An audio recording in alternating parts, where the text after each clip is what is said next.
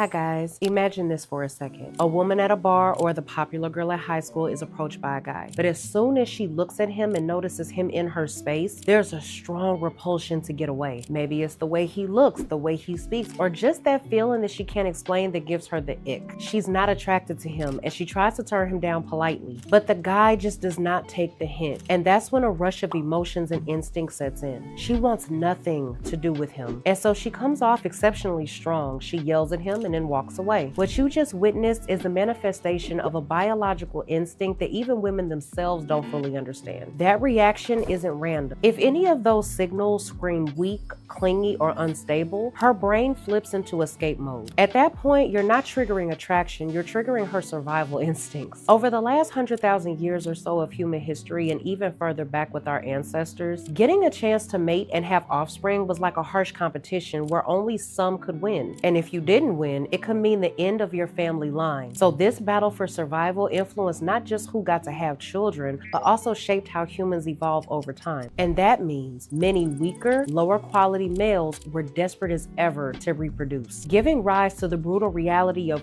and sexual coercion. If a woman was caught alone in a hut or a cave by a male, she understood in the back of her mind the thin line she was walking on. I mean, sure, she could reject his advances at first, yell at him, and push him away, but the moment he became angry or overcome with lust, there was very little she could do. The males were stronger, taller, and could easily overpower the females into submission. It's a very uncomfortable thought, but undesirable men was a very real threat for women because there was absolutely no way to fight off a male physically. The more unwanted a man was, the more desperate he became. And the more desperate he became, the more dangerous he was. Women evolved to detect that desperation fast because back then, it wasn't just uncomfortable, it was life-threatening. That's why women today still react so strongly to awkward, persistent men who can't read the room. Pan this reality across thousands of years, and you start to see these sexual strategies embed themselves as psychological instincts. Multiple researchers have compared even modern men's persistence in pursuing women as a remnant of this instinct. On the flip side, women have developed emotional responses that drive them to run from these scenarios. After all, every emotion is just a feedback mechanism. And emotions like fear and disgust are feelings that have helped our species keep a distance from potential harm, like a poisonous plant or a dead animal we shouldn't eat. In a similar way, the ick factor to an undesirable man is part of the mate avoidance strategy, as it's known in psychology. It's an umbrella term that describes the filter of female sexual selection, which creates a repulsion to inbreeding, sexual contact with unhealthy men, and even men with undesirable traits that the woman does not want in her children. It's translated into a feeling that makes her want to get away. Stress hormones are released, and the woman feels a fight or flight response, similar to the response to a predator. There's a reason women cringe at certain types of men, not necessarily because they're mean, but because they're wired to avoid risk. A man who looks unhealthy, lacks confidence, or acts emotionally off balance is seen as a liability. She doesn't want his instability near her, and she's not going to explain why. She's just going to react. This is a truth that would be rough on a lot of guys, but the reaction of a woman to a guy she actively does not like is to feel a mix of fear, anger, and disgust. These are emotions that stress her out and make her cringe if he even gets too close. And you can see this truth manifest itself in the world of dating for anyone that wants to see them in action. Apart from the scenario I talked about in the beginning, try to think of the last time you saw a female be physically close to a guy she just doesn't like. You almost never see it. Touch and physical closeness are off limits to a guy she feels that repulsion to. If you ever wonder why women often use the word creep to describe a guy that gives her that ick, now you know. So what can a man do to fix the situation after he's given a woman the ick? Here are the steps. First and foremost, this is where most guys screw it up. You feel the rejection, and instead of backing off, you chase harder. That doesn't fix the problem, that confirms the problem. You already gave her a reason to feel repulsed. Now you're doubling down and calling it persistence. You stop, you learn the lesson, and you fix the signal you're sending. So number one, leave her alone and walk away. The first and most respectful action is to recognize her disinterest and physically distance yourself. This not only drives home the fact that you have standards and boundaries, but it also preserves your dignity. Number two, focus on why this may have happened. If you think she was valid in her feelings, reflect on the interaction and try to understand what may have triggered her reaction. happening? Was it something you said, the way you approached her? Or maybe it was a misunderstanding. Pinpoint what made you look like a threat. Ask yourself, did you approach too fast? Did your voice shake? Were you staring too long, or did your face look tense when you spoke? Women pick up on these micro expressions faster than men. So even if you didn't actually say anything wrong, your face might have read something weak. Review the facts, be honest, and adjust. Number 3, improve emotional intelligence to reduce the risk of it happening again. Emotional intelligence is key in understanding and managing not only your emotions, but also noticing emotions in other people. Improving this can help you become more aware of social cues and adjust your approach accordingly. I think these concepts might be hard for a lot of men to digest because they offer limited alternatives when dealing with a woman who simply isn't interested. But understanding how the female mind works when it comes to attraction will at least make you see it from her side. And I believe, and it will also prevent a lot of guys from wasting time chasing a woman that wasn't meant for them from the beginning. This isn't about begging for female validation. It's about fixing the vibe you give off before you even speak. Because whether you like it or not, women react to energy. You can either keep being labeled as off or weird, or you can fix your posture, your tone, and your emotional stability and start walking in like a man who's earned respect. That's when the ick disappears. And if you want to learn how to do this on autopilot so it just becomes a part of who you are, my book Attraction Secrets will give you the blueprint. The link is in the description. So with that being said, until the next video, I'll see you guys later.